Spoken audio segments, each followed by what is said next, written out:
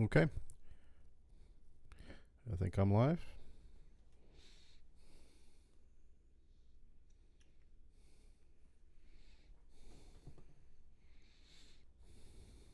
Okay. I'm live. Right.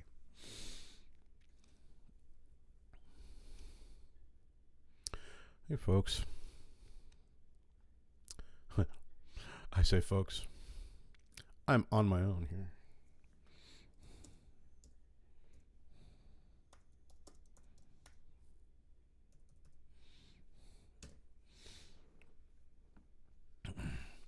All right, how pathetic is that? Saying hi to myself in the comment section. That's all right. I don't care. I'm live, so actually, let me put something maybe up somewhere else that I'm live. Oh, I know what I'll do.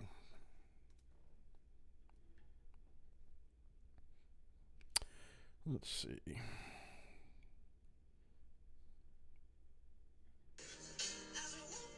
No, I don't want to do.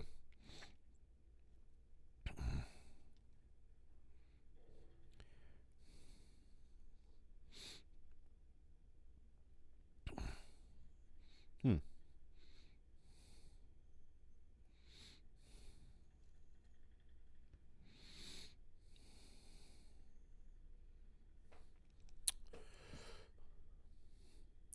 Hey all, I'm live up here on Facebook. It's about 7:40. Come up and say hello. I'm just chatting about whatever. I didn't necessarily have a topic tonight for the most part. Last night I talked about the Beatles and John Lennon. Tonight I don't know. Maybe I'll continue on the theme. Who knows? But come up and say hi. Hey all, I'm live. Doing it live. Doing it all live. Live on Facebook.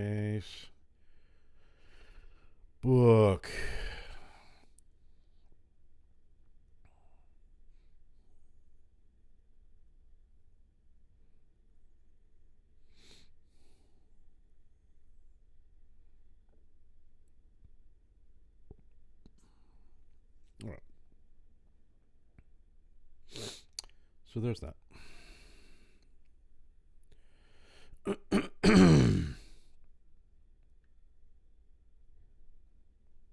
And I'm still live.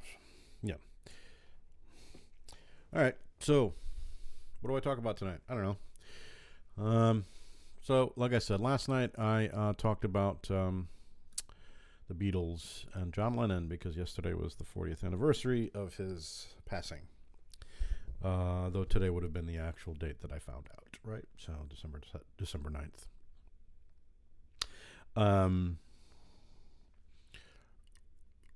One of the things that is interesting that today, December 9th, would have been the 76th birthday of Neil Innes. Now, Neil Innes, for those of you who don't know, was a number of things. He was in the Bonzo Dog Doodah.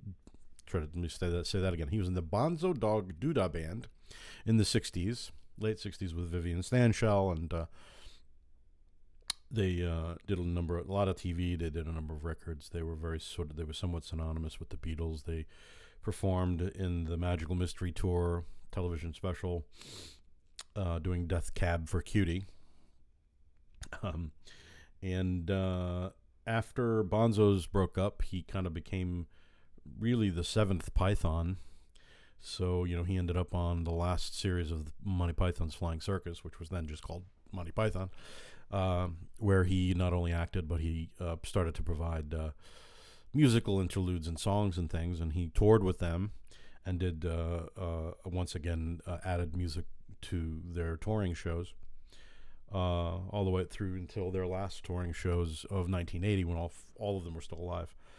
And for some reason, though, was not involved with that last go-around that happened a few years back.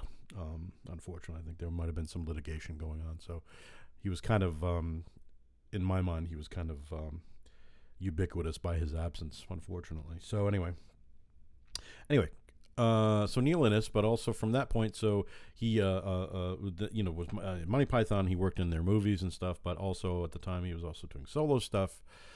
He also then became a part of.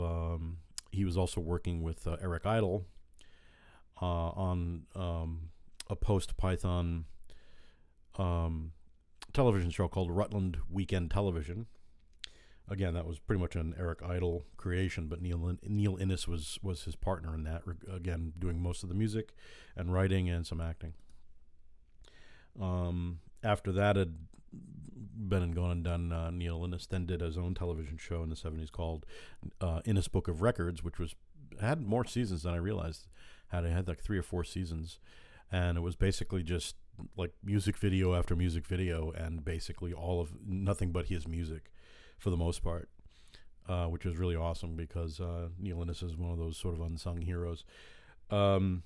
Anyway, backing up slightly to Rutland Weekend Television, there was one very short clip that almost kind of went under the radar at the time. The idea that Rutland has a local television station that does their own local broadcasts, and they tend to look kind of ratty and underfunded and underfinanced and all that kind of stuff. But one thing they talk about, it was like this one little thing called the Ruddles. So a very endearing and charming and loving tribute to the Beatles, of course, with Neil Innes writing a very Beatlesque tune, "I Must Be in Love," and and then of course they did a little sort of slapdash kind of music video that was mimicking of that sort of Beatley Hard Day's Night Help type of style kind of thing. Very character driven in the people who were playing the parts. That initial clip did not have the original or the eventual 4 Ruddles that we came to know in All You Need Is Lunch, that was eventually done on NBC back it was 1978, I think. So the Ruddles,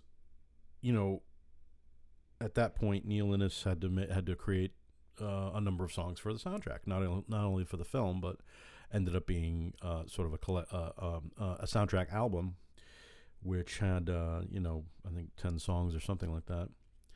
Now he wrote and performed a lot of those songs with a number of different people. Eric Idle actually didn't have much to do with any of the music at all, which is also kind of interesting considering he ended up being very instrumental, pun not intended, in a lot of the Python movie songs and soundtracks and the Broadway stuff and all that. He actually did a lot of the music with a guy named Ollie Halsall, I think that's how you say it anyway, who was a part of a band called, of course it slips my name, Pato. Now, in the band Pato was also a guy named, his name was not Barry Wham, but it was the drummer, John Halsey, who played Barry Wham in the Ruddles. So the drummer for the Ruddles, Barry Wham, is actually John Halsey. So he was in the band Pato, and actually he is one of the only other. Well, actually, I don't think that's true in the soundtrack. I think maybe Ricky Fatar might have done some instrumental work. I'm not sure. I know he sang somewhat. I think he did anyway. But John Halsey actually did play the drums on the Ruddles records. Obviously, Neil Innes did the bulk of the rest. And thus launched the sort of myth making that the Ruddles music, some of which was potentially actually written by John Lennon, or specifically Cheese and Onions, because it was about as Beatles. Neil Innes was able to really capture the Beatles sort of aesthetic in a very, very deep way. Probably deeper than he either realized or might have wanted in the long run. I don't know. I think what ended up happening, though, is that Neil Innes ended up being very much the Ruddles, if you will, or synonymous with the Ruddles and nothing else. Though it sounds to me like he pretty much kind of embraced that anyway. They ended up doing hot on the heels of Anthology. They did the Ruddles Archaeology, which just had all of the Ruddles on the cover except for Eric Idle, because at the time Eric again was not kind of did not want to be involved on that level.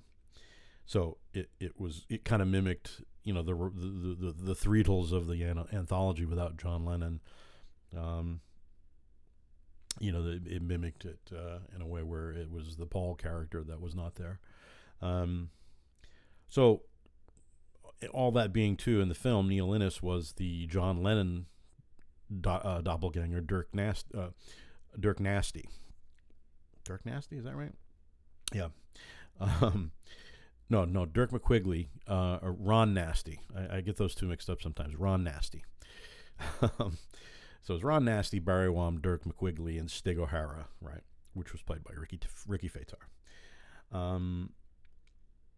So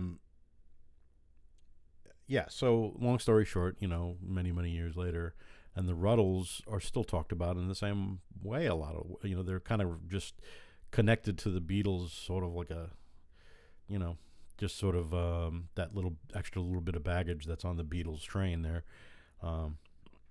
because those songs were done so well. Anyway, so Neil Innes, again, would have been 76 years old today, today being his birthday. He passed away not long after his birthday last year, so his death date's also coming up a year later. Neil was a very... I had the opportunity of meeting him a couple of times. Once actually in England, back in 2006. I went to England because they were doing the Bonzo Dog Doodah Band were doing a sort of a reunion thing in England, playing at the let me see, where was there? I forget what the name of the venue was. Shoot. Yeah, I forget. Anyway, so when taking a trip to England was something you could do in those days, where it was literally a round trip weekend thing, cost me maybe $400 or $500. It was not that much. It was really kind of affordable. So I went to shot over to England for my birthday, and saw the show. And as it turned out, they were actually videotaping. The live show. And so I hastily scribbled on a piece of paper that they had given us, like it was like a kind of a release thing on the back of it.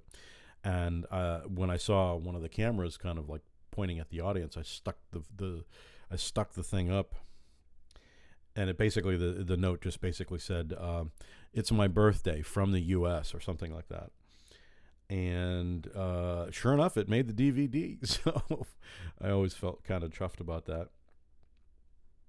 But then after the show, I was out back of the venue, and happened to see Neil Innes walking out to his car. It was freezing cold, bringing his stuff to his car, and he was really nice and signed something for me. At the time, I didn't have my shit together, and I didn't get a photo of him with him. But then a few years later, he ended up doing a tour of America, which ended up being his last tour of America. I want to say 2010, maybe even. Yeah, might have been. It might have been that far away. I don't remember now. Cheapers. Anyway, so he played at in Fall River at the Narrows to a not full audience, which was ridiculous considering how small that venue is. And I got a ton of pictures of him on stage, but I also got to meet him again and remind him of the reunion show. And I bought a bunch of things. He signed my everything that I had. He signed my Rutland Weekend Television album. Basically, that album has a picture of him and Eric with half beards and mustaches on, and he scribbled in the mustaches and beards on the other side. So it's a pretty special piece of work from Neil. I got some and got a couple photos with him and all that kind of stuff. Just the sweetest guy, and he was just happy to be there, happy to meet his fans. Just really cool. Was able to kind of keep in touch with him at the time on Twitter when I was still allowed to still be on Twitter. and all the way up to last year when he was doing a no, it wasn't a GoFundMe. It was I forget what it was called, but it was one of those funding sites, and I had put money into it, as a number of people did, so that he could make an album. And then that funding site ended up being a sham. Ended up being like a complete Ponzi scheme, where the people, the money that you were putting into this thing was going towards office furnishings and cars and all this other shit. So the money that was supposed to then to have been divvied out to the artist, that we paid, the money for this thing, was not getting paid out. So a number of artists got screwed. One of which was Neil Innes. He got at least a couple of $100,000 or something like that stolen technically from him, from this firm, and they went bankrupt. So that at that point, that money was never recovered. He did eventually go to another site and finish the album. I never got my copy, but I did receive last year at this time a Christmas card from Neil Innes. I don't know if he sent them to a number of people who had put in the money and then had to wait, So that was a kind of a really nice surprise, and then the fact that he passed away not long after was sort of like jeepers, Wow, that's it was just sort of it was just very surprising. And I guess it was very surprising for his family and friends. It happened very subtly, but I don't know. I bring all this up because it's just an interesting parallel between Neil Innes and John Lennon in that regard. And I'm not even sure if they've. I mean, they must have met at some point. I would assume, either if in the '60s during the Beatle days, or even later. Again, there was at one point Neil Innes actually had guested on Saturday Night Live dressed as John Lennon, playing Cheese and Onions on the piano. And some people still thought it was Lennon somehow, which is pretty funny. One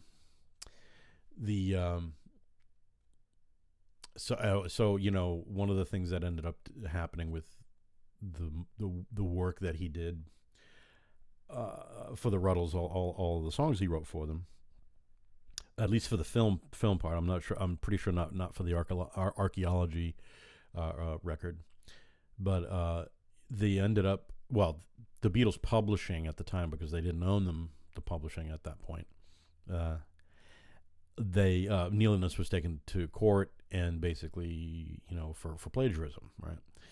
So what ended up happening is that he ended up having to add credits to the songs that they were also written by Lennon and McCartney, because that's how good they were. So I mean, pastiche and parody, I think, it was a slippery slope in this particular thing, because Neil Innes did it so well that people thought he just kind of ripped the Beatles off in that regard. And it's like, I don't know, it's like he definitely was influenced for sure, because he had to be. That was the nature of the parody of the piece, So it was kind of horseshit. And I think even the Beatles had nothing to do with it. It was all about their publishers, and they had no they had no power to help him. George Harrison appeared in All You Need Is Lunch as a reporter, so he was behind it all the way. Apparently McCartney was less, happy about it. Lennon apparently loved it. Ringo, I don't think we've ever heard about what Ringo thought about it. So today, I guess what it came down to is that my thoughts went to Neil Innes. I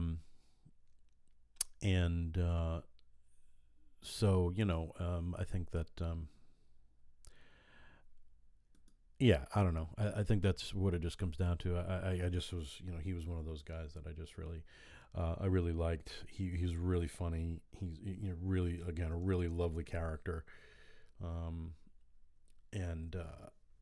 Just, I don't know. He's one of those unsung heroes of the last, the last 55 years. There's not much more you can say at that point.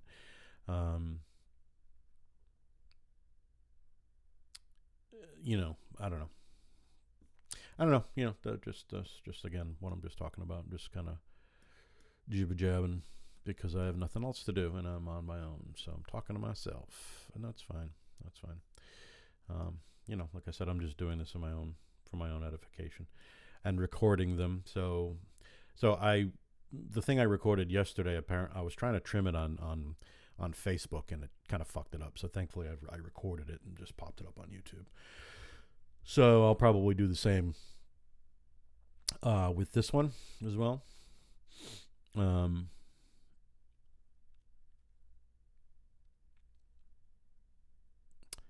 And let's see. I wanted to see if I could maybe play something from Neil Innes. Well, probably the best thing that he did.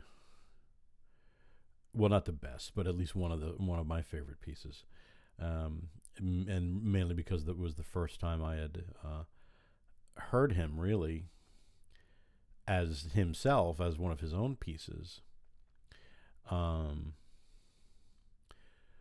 Was a song called "How Sweet to Be an Idiot." I originally heard it on a Monty Python record, because again he toured with them, and that was one of the pieces that he did. So I don't know. I'm just gonna play it because I can. Let's see if it'll do it without ads. Rent or buy the New Mutants on your go-to. Yeah, it doesn't, but that's fine. I'll let it go by.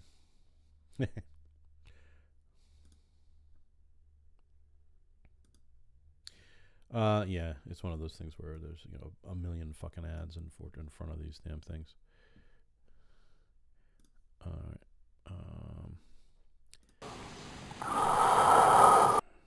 Let's see.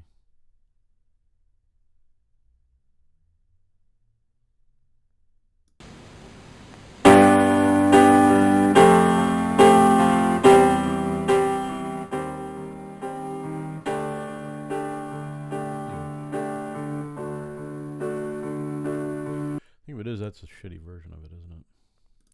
I know there's a better version of this somewhere. There's got to be. Sounds like shite. I didn't prepare this ahead of time. That's why I'm doing this on the fly.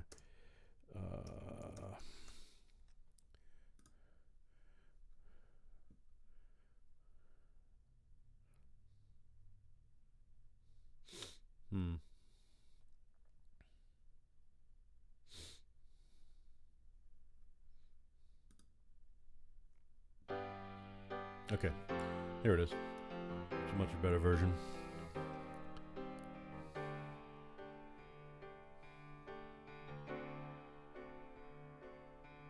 How sweet to be an idiot, as harmless as a cloud, too small to hide the sun, almost poking fun at the warm but insecure, untidy crowd. How sweet to be an idiot and dip my brain in joy, children laughing at my back with no fear of attack, as much retaliation as a toy. How sweet to be an idiot, how sweet.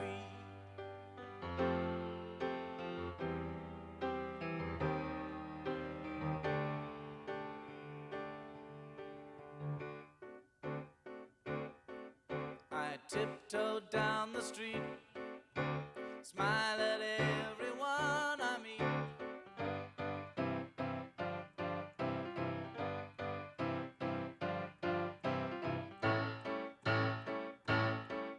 But suddenly a scream smashes through my dream. Fee, fi, fo, fo, I smell the blood of an asylum. Blood of an asylum, but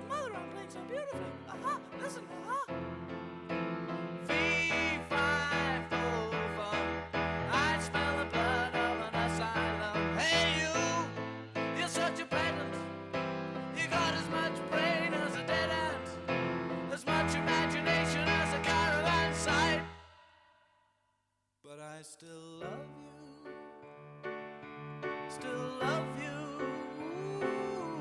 How sweet to be an idiot, how sweet.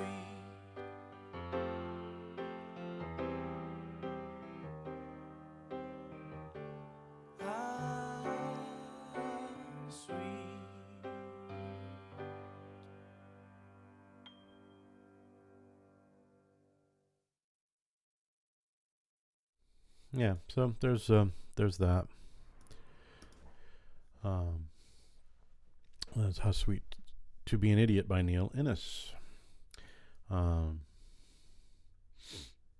see, I want to find something else to play. Let's see. Oh, I know what I can play. So,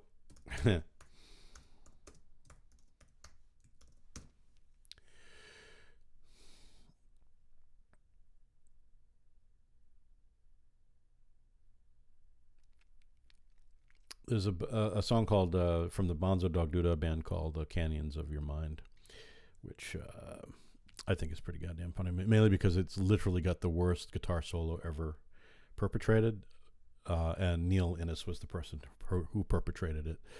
So let's see if we can. Here we go. This is the B-side of our single, sports fans. Hope it makes you sick. I don't really mean that. Honestly, we're very nice chaps, really.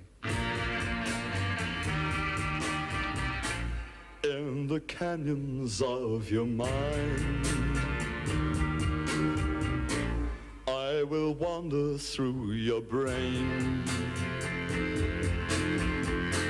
to the ventricles of your heart, my dear. I'm in love with you again.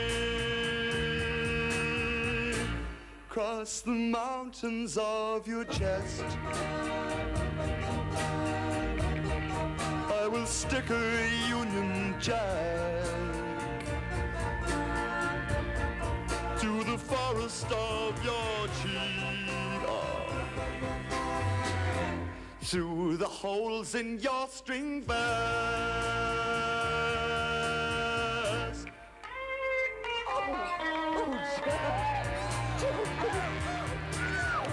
I'll never wash it.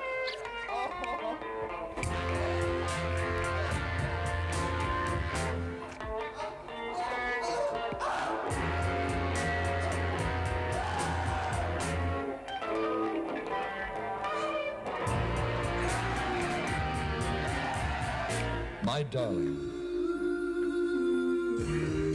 in my cardboard-colored dreams, once again I hear your laugh. And I kiss, yes I kiss your perfumed hair, the sweet essence of giraffe. And each time I call your name, oh, how it hurts.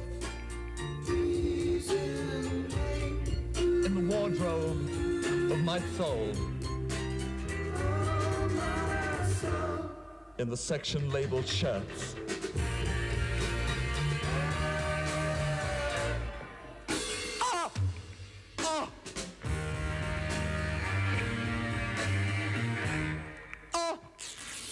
I can't get it together. Do you mean it? I mean it. He means it, yeah, yeah.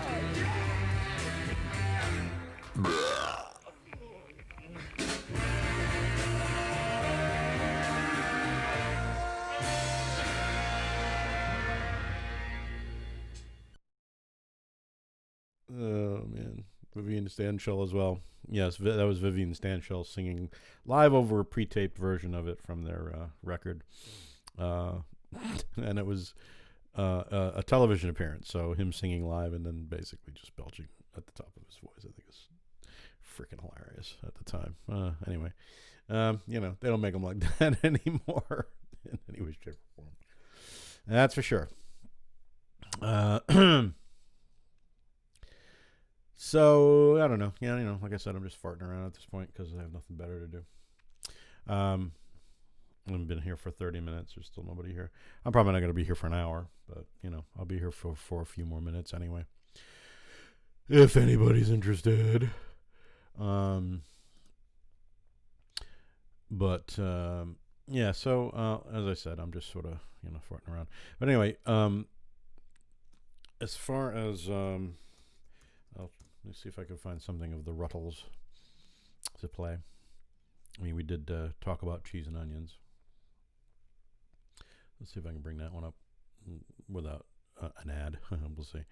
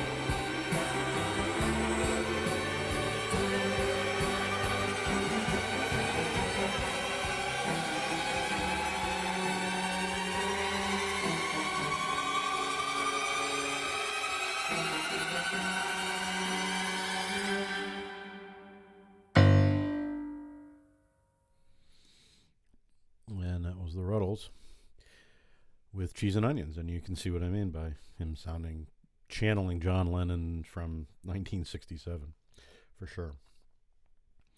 Let's do one more Ruttles because we can. Because it's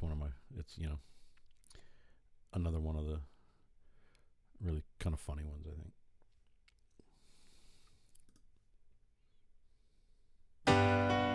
Nope. You already did that one. I want to do this one. How about no? Ads. Effing ads. God damn it. The ads do their thing, but I don't want to hear the ads. Okay. Let's do it again. All right, here we go. Ouch, you're breaking my heart. Ouch, I'm falling apart. Ouch, ow, ow, ouch. When we first met, I must admit, I fell for you right from the start. I must admit, I fell for you right from the start. Now when we meet, all kinds of things, it seems to upset the apple cart. All kinds of things, it seems to upset the apple cart. Ouch, don't desert me. Ouch, please don't hurt me. Ouch, ow, ow,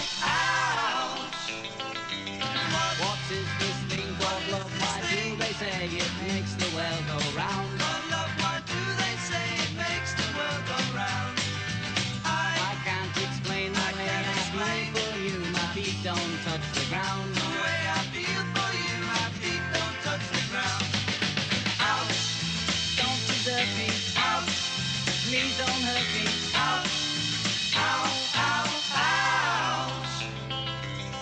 When we first met, I fell for you right from the start. I must admit I fell for you right from the start.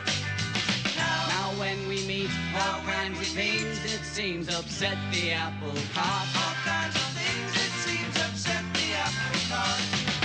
Ouch, don't desert me. Ouch, please don't hurt me. Ouch, ow, ow, ouch. Ouch, don't desert me. Ouch, please don't hurt me. Ouch, ow, ow, ow.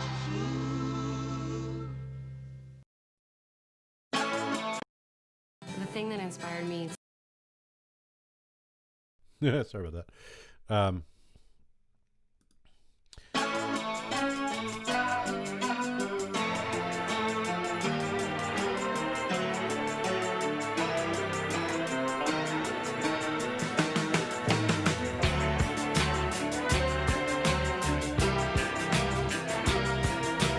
I know you know what you know, but you should know by now that you're not me. Talk about a month of Sundays. Toffee nose, wet weekend as far as I can see. Hey little, the cat's in the fiddle. Piggy in the middle. Do up a blue, Bible punching heavyweight, evangelistic boxing kangaroo. A rag-a-dang-a anaconda. Donald Duck, the Mickey Mouse, even a Pluto too. Hey, little, the cat in the middle, piggy in the middle, blue. Stay calm, there's no way you're gonna pull this in.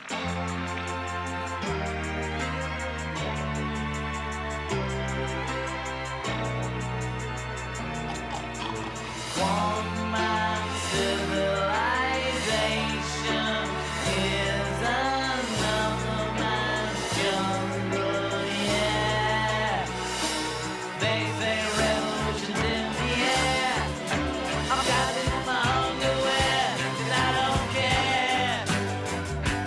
Hey little, the cat's on the fiddle, piggy in the middle.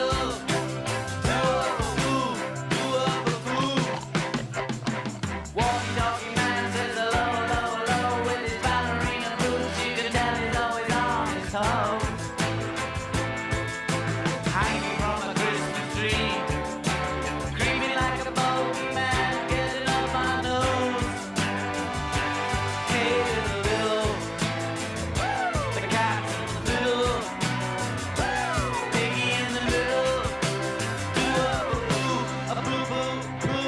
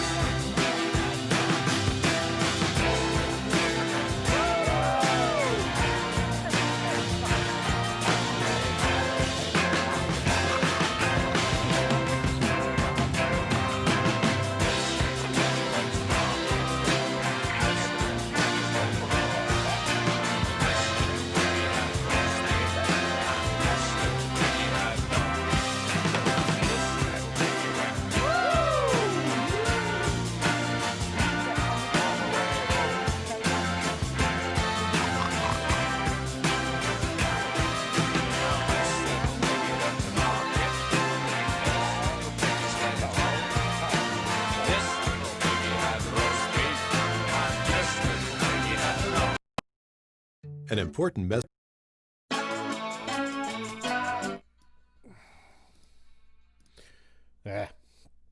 You know what it is? I've got this thing. This thing is set not the way I want it to be set.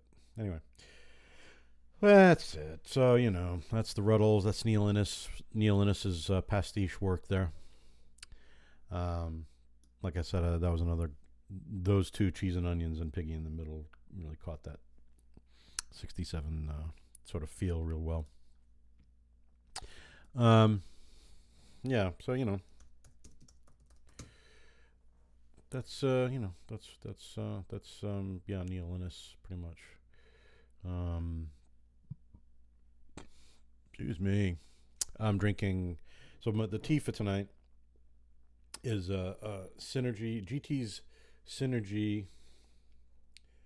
I can't see it with the light the way it is there. GT's Synergy raw kombucha golden pineapple. It's really, really good. So cold tea instead of a hot tea tonight. So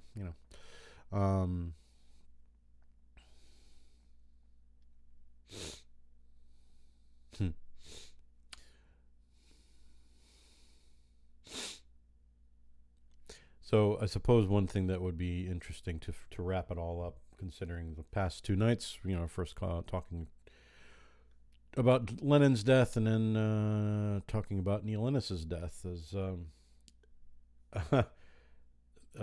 Neil Innes talking about John Lennon's death. Hang on, let me see if I can bring this up.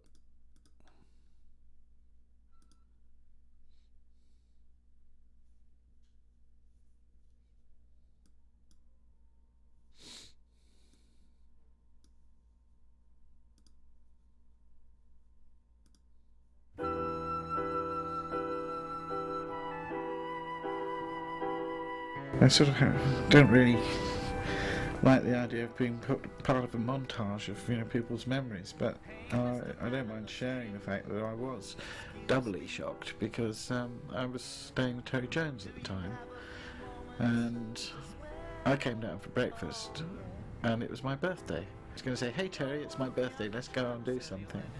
And I came into the kitchen and Terry Jones was in tears and saying, "They shot John Lennon."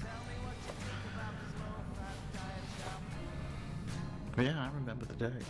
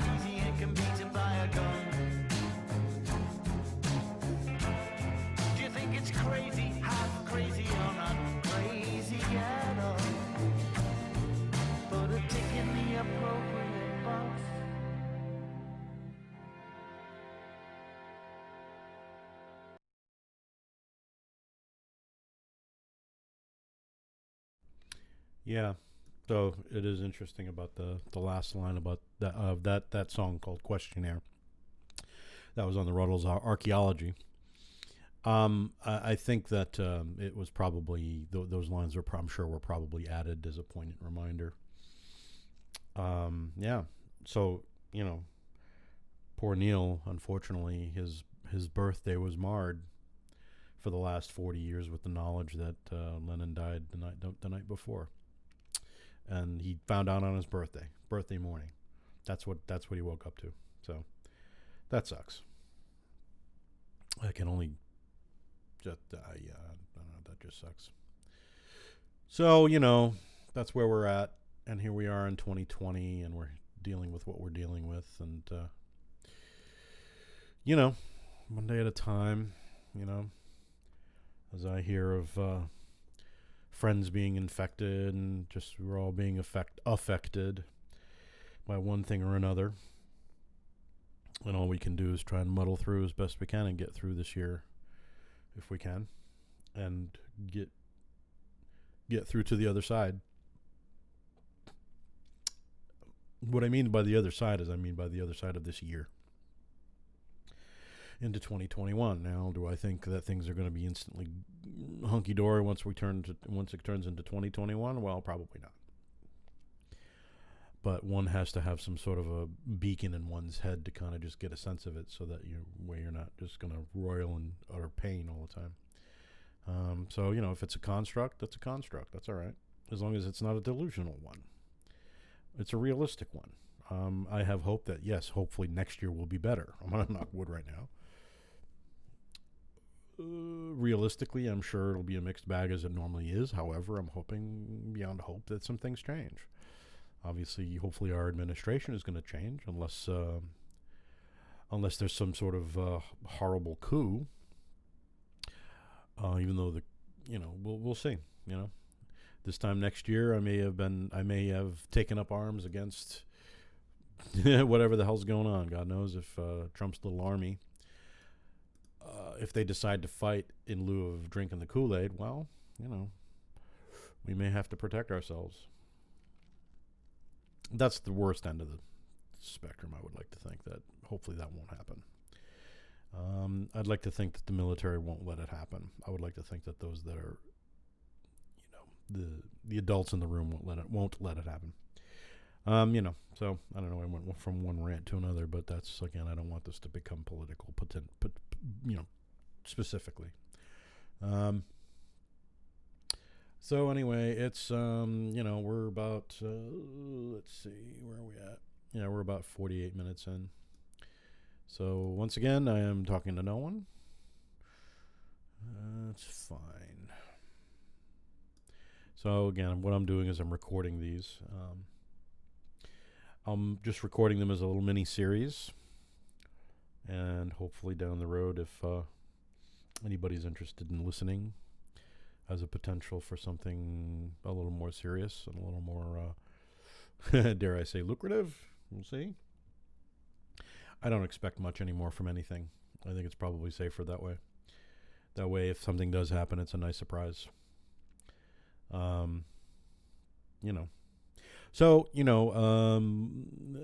as I've said before, I'm just kind of doing this daily through from the month of December, which I'm off of work. So I'm doing a little chat thing most every night. I was gonna say every night, but I already dropped one a couple of nights ago because I was just sort of not feeling well, or I was just tired, not feeling well. But so there may be some other nights where I just say, hey, I'm not doing it tonight, especially since I have nobody listening to me. So I am the only person. I am the only arbiter of judgment at this point. But they'll all be up on YouTube in some form or another. Now, I think I've hit upon my my sweet spot as how I want to do it as far as just technologically. Though I'm still working out the kinks of that as you can see, to try and make it a little smoother. And so one of the things though I thought about today. So one of the things that's definitely going to be different this year is that Christmas is kind of canceled, shall we say.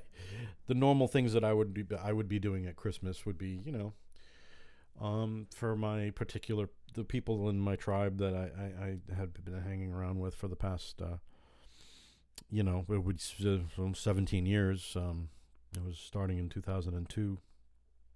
I was invited by my then coworker, still as a coworker, Karen, to go and hang with their family, and I've been doing it for 17 years. And but this year has kind of rendered that a null and void because of the COVID situation. We really just want to, especially since it got worse again. So anyway, we're just kind of going to be hunkering in, and that's about it. And money's tight for everybody, so we're kind of just taking a pass this year.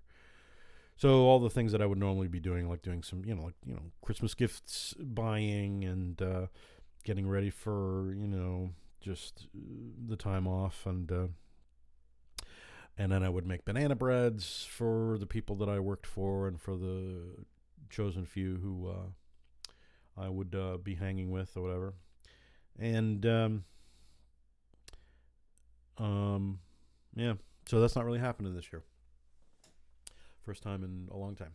So there you go. So one other thing that I did think about, though, and I'm sure probably other people are potentially doing the same thing. I'm thinking maybe Christmas Eve would be an interesting thing to do, a live something or other. Combination of chat, playing music, Christmas music, rock and roll stuff. Rock and roll Christmas music. Ooh, excuse me. Don't mean to yawn in your ear.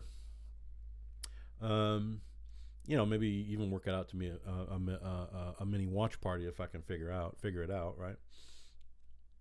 Which I think I can.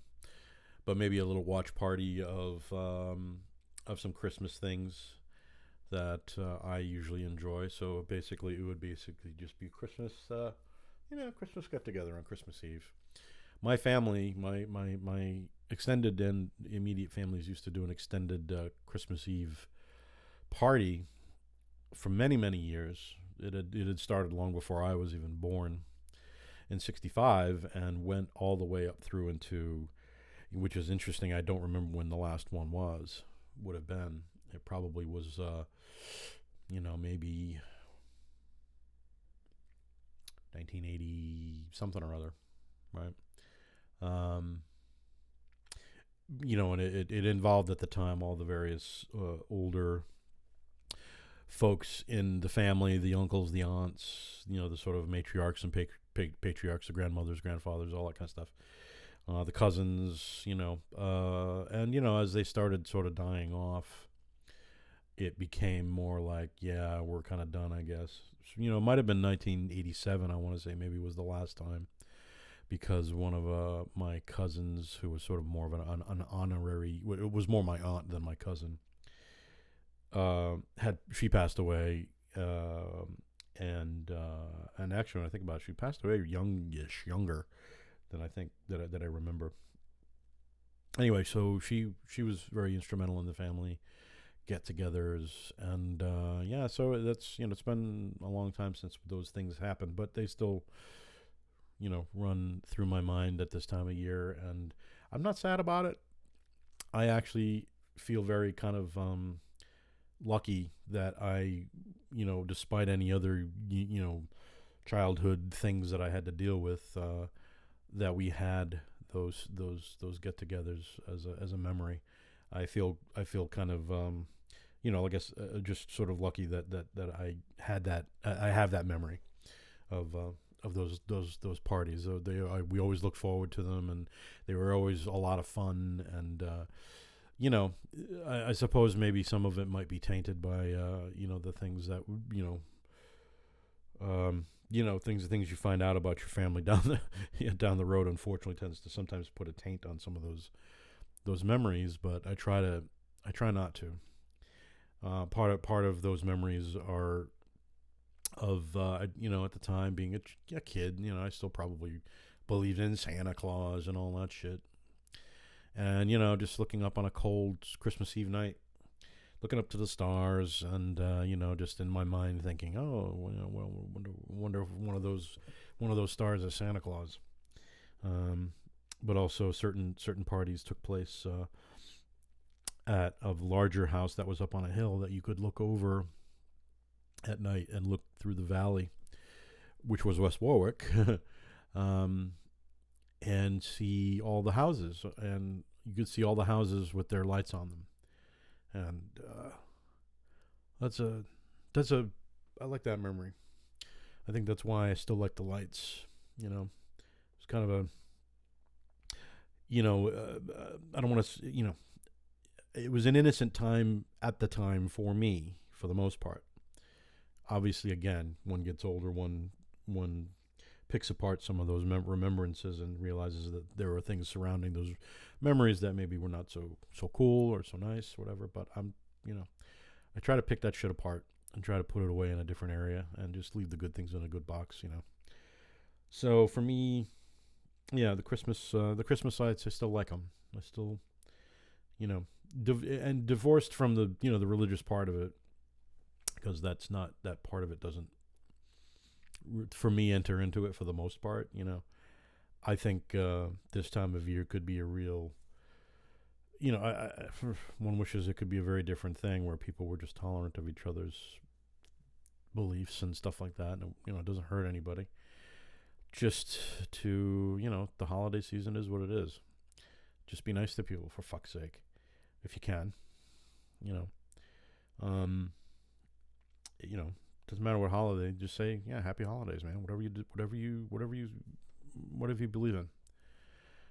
It's not a war on Christmas. It's not all that. That was all bullshit made up by pseudo Christians to draw attention to themselves. So I can say Merry Christmas. I can say Happy Holidays. I can say Happy Kwanzaa. I can say Happy Hanukkah. It doesn't matter. If someone says Merry Christmas, you say thanks.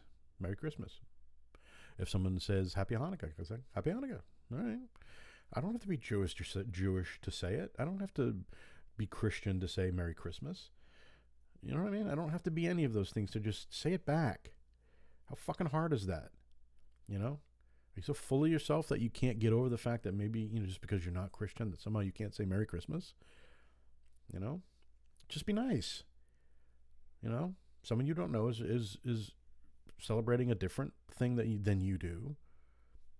Why is that so fucking, why does that strike fear into people? I don't get it. I just don't fucking understand it. It's like, I think,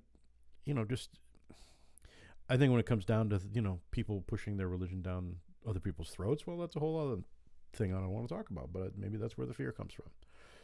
That's what people fear. But, some people are overthinking it. So, anyway, long story short, that's what I'm thinking. So I'm going to put it out there. I'll just, I'll think about it. I'm going to maybe, put together a show, and I'll do a longer kind of thing where, I do a show that maybe goes for 2 or 3 hours or something like that, but with a program. So we'll see. I'm just fucking around here. I'm just trying stuff out, so people can come or not. I'm doing it somewhat for myself for the most part, and because I think it could be fun.